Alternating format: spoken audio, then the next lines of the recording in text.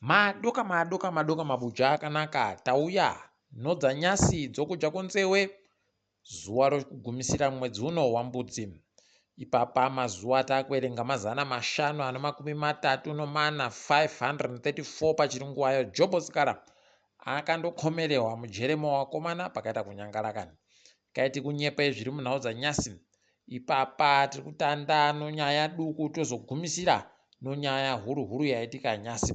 Wamunangarwa wadzinga anga ari mutevedzeri wogurukota rinoringano zvomaindastiri Roy Bira aheno kuti adzingiwe andonzita mubisa paribe zvareketiwa zvimwe rekai tigoona kuti zvinenge zvichitekaira sei.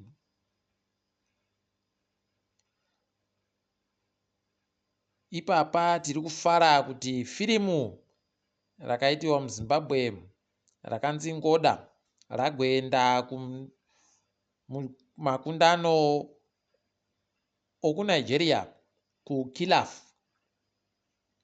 wakabva wapuwa mubayiro inosvika minomwe ikweyo. Tikuti makorokoto wabi edu wari kuita tuzvinhu zvakanaka zvinodadisa. Nyika yeZimbabwe yaita kunyadzisa hwendo huno zvaradza pachena kutoti kukiriketi ikuku kunoinyaya kunondoita kunge kuzifa. Ipapa nyasi zvaburika pachena kutoti Namibia noUganda ndo zvaenda kumutambo yopasi rese yegore rinouya yomutambo yeT20. Zimbabwe yajiwa kutadza kuenda, yakajiwa noUganda ikajiwa noNamibia. Wakovada unobva waita kuona kuti pakaita kunyangara chaiko. Ipapa tikuti makorokoto edu kune wakwana kuendako, asi kweduno zvikuita kunyadzisa. Nyaya huru yanyasi. Mthuli Ncube 2% wagoreketa ipapa wachitura urongwa hwavari kuti ihwo ndo hwavari kuda gore rinouya kuti huite ndio hwematekedzi hwomari, national budget pachirungu. Watura riri urongwa hwomari yomatiririoni omari yomunyika anoita 58 trillion pachirungu. Pai mapazi hurumende yakanga aisa mari yaari kuti ndo yaari kuda inoita 110 matiririoni 110 trillion pachirungu. Chatonakidza ipapa waMthuli wari kureketayo kutoti aiwa kwai upfumi hwenyika huchakura nozvikamu 5 nochidimbu kubva muzana 5.5% pachirungu. Unobva watoona kuti tiri kundotenda hedu kuti ipapa pamari dzese dzawareketadzi mari yapuwa, bazi rapuwa mari yakawanditsa kupfuura mamwe ese bazi rozvofundo yowapwere rapuwa matiririoni manomwe anozvikamu zvipfumbamwe 7.9 trillion $. Wozvoutano wapuwa matanhatu matiririoni anozvikamu zvitatu 6.3 trillion pachirungu. Wanoringano zvovhu nokurimiwa wapuwa zvikamu zvina 4.2 trillion pachirungu. Wanoita zvomasoja nomapurisa awa wagopuwa zvikamu zvitatu notutanhatu 3.6 trillion pachirungu. Bazi rinoringano zvomunyika home affairs pachirungu rapuwa matiririoni 3 anotukamu tupfumbamwe 3.9 trillion. Ukudaro paramende wapuwa mabhiriyoni 445 475 billion pachirungu. Mapazi apuwa tumari tudukuduku ari kusanganisira bazi reyo wanoti takahwa rusununguko, bazi rinoringano zvodzimba, bazi rinoringano zvomuchina yechimanje-manje ICT, nobazi rinoringa nozvomagetsi nomwoto energy pachirungu ndo rapuwa mabhiriyoni 20 basi. Unobva waita kuzvisaya kuti tiri kumboendepi nemaenderero kuita magetsi iwaya pakaita kunyangara. Bazi rinoringanoyo hofisi yawamunangarwa nomakurukota yawo wapanana matiririoni 2 anochidimbu chibodzi 2.1 trillion pachirungu.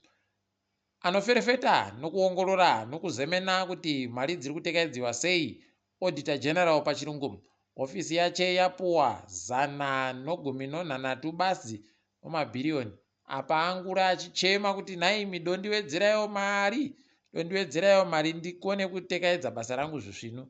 Kuno kutorambidziwa kako ari kuita ipapa kawerewere kudari idi zvakaita kunyangara idi. Kaitirambe tichiringa zvimwe zvaitika zvaareketa iye Mthuli. Ari kureketa iye kutoti gore riri kuuya ari kuda kutanda kuti mari iri kupuwa basa hurumende somari yokuvabatsiridza nonyaya yechirwere chodziwa mupengo chakauya chiya inoita $300 okuAmerica, $300 kwaiya kuchiitiwa manje mari yokutambira chaiyo inotobatirwawo pensheni. Kureketa kuno zvazvinoreva kupuwa lemon uchibva wapuwa, kupuwa orange uchibva wapuwa lemon pokare, nokutoti ipapapa kureketa kutoti kana $300 okuAmerica uchabva wanzi mari yomutero younotambira pay as you earn pachirungu yobva yagwemewa pokare. Mabe yangu pakaita kunyangara. Rekai tione kuti zvinenge zvimbopera sei ipapa. Wamthuli wareketayo kutoti mari isingabatirwe mari dzomutero tax free threshold pachirungu kwaiya kuita zviuru zvomari yomunyika $450,000 pamwedzi, $750,000 per month pachirungu.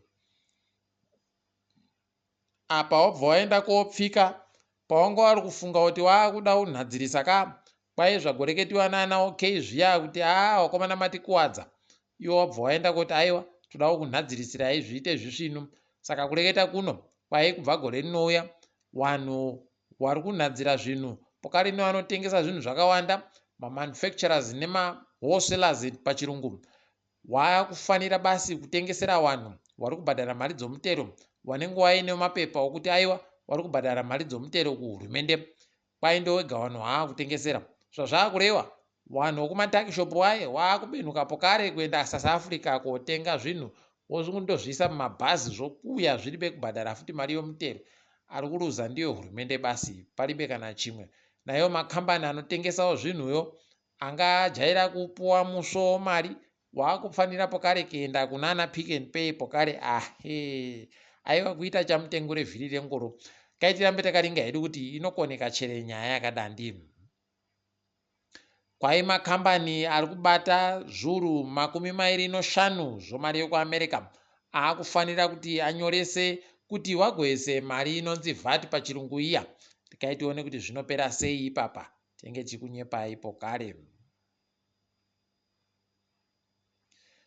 Apawo Wamthuli wari kureketayo kutoti mugore riri kuuya waakuda kumanikidza makambani kuti achinje zvaanga akanhadzirisa kuti wagoite iwo wari kuchera chicheriwa cholithium kuti wagonhadzire wachipepeta mbichana kuti wareke kugoburitsa chicheriwa chichiri bekupepetiwa. Kureketa kuno zvachinja pokare, changa chiri kutonyanya kupepetiwa kwai chakufanira kubenuka pokare kuti chipepetiwe zvishoma. Imi kuita kwakadandika, aiwa unobva waita kuzvisaya. Dai chibodzi moita chibodzi. Kuno apa makambani akufanira kuburitsa mari inoita zvikamu 20 kana 30 omari yawanga wagara waisa kare, wanoibuyepi pokare. Unobva waita kuona kuti wakuru wokwedu paribe kana chibodzi chavanofunga chine musoro. Apa wabva wareketayo kutoti makambani akubhadhara mari yomutero inoita zvikamu 25 kubva muzana, 25% corporate tax pachirungu.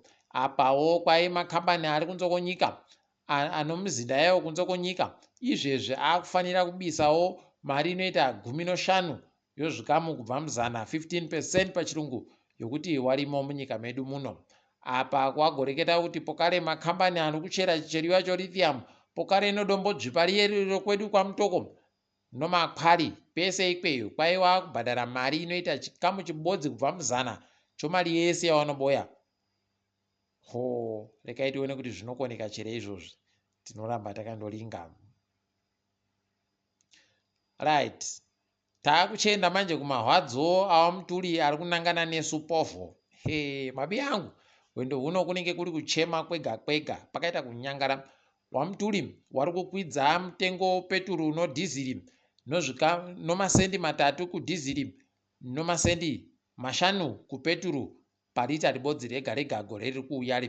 apa wakwidza mari dzomagedhe omugwagwa aye kwaye mugwagwa Harare Bulawayo nomugwagwa Harare Bridge ndo yaakubhadharisiwa mari tsvinu kwaye yakwidziwa nozvikamu 150 150% increment pachirungu kubva pamadhora 2 kuenda pamadhora 5 pakamota kaduku. Warume wendo huno kuchatekairiwa notsoka idi kutoreketa kuti mari dzokutekaira dzaakukwira, peturu ikakwira, magedhe omugwagwa yakakwira, zvaita kunyangara.